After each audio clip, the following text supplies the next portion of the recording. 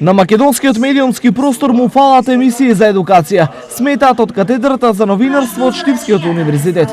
Чекор напред направи 23-годишната Николина Атанасова, која преку иновативен дипломски труд се обиде да внесе едукативна содржина во медиумите. Пред се има многу малку едукативни содржини во медиумите и од секогаш предизвик ми е да работам нешто што едноставно го нема и тоа ме прави среќна.